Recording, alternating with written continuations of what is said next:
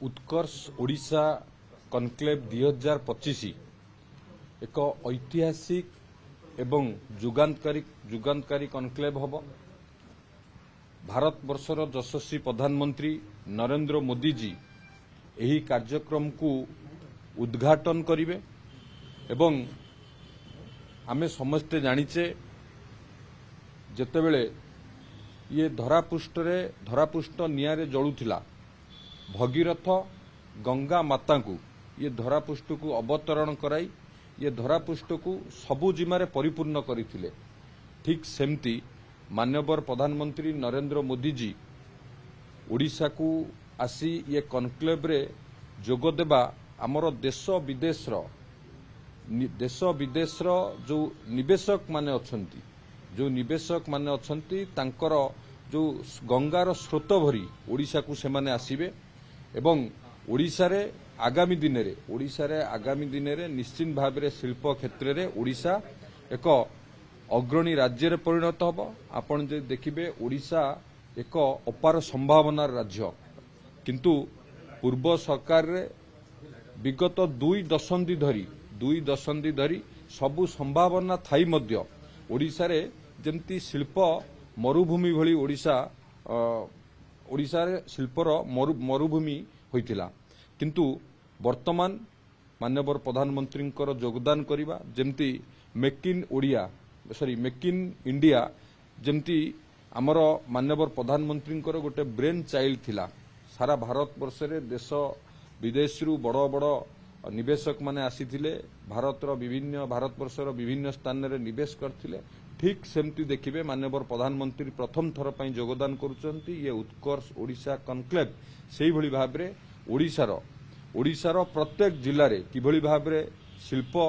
क्षेत्र में आमे आगु को जीवा बड़ बड़ निवेशक माने एठी निवेश करिवे ओडिशा रे एक शिल्प विप्लव सृष्टि हब एवं आमर जो लक्ष्य रही सरकार जो लक्ष्य रही ओडिशा को एक शिल्प समृद्ध करने सहित शिल्प इकोसिस्टम करने सरकार कर प्रतिबद्धता। तो ये उत्कर्ष ओडिशा कनक्लेव रे मु आगुरु आपण मानकु कहितिली 4टी प्लेनरी सेशन अच्छी एवं 16टा सेक्टर मध्य सेक्टराल सेशन अच्छी विभिन्न सेक्टर आमर सेठी सेशन अच्छी सेठी एमओ हबो विभिन्न सेक्टर इन्वेस्टमेंट मध्य ओडिशा को आसीबो 28 29 दुई दिन धरी कनक्लेव हबो 29 तारिख दिन आपण मानकु डिटेल रे आपन को दिया जीवो केते टंकार इन्वेस्टमेंट केते को सेक्टर इन्वेस्टमेंट को स्थान रे हबो एवं केते एम्प्लॉयमेंट हबो एवं पूर्वरु आपण जानिथिबे 7 मास भितरे सरकार 2,75,000 कोटी टंकार पुंजी निवेश पई 169टी प्रकल्प को अनुमोदन देइचंती ता द्वारा 2,15,000 नियुक्ति मध्य संभावना सृष्टि हबो एवं जहा माननीय मुख्यमंत्री प्रतिश्रुति देइथिले ओडिशावासी जहा आशा आकांक्षा अच्छी ताकू पूरा करिबारे आम सरकार पूरा प्रतिश्रुतिबद्ध। देखंतु आमर मु आपनकु जे आसीबे पूर्वरु तार डिटेल देइछि एवं आपनकु आसंता काली आउ जे आसीबे सब कन्फर्म करा जाय किंतु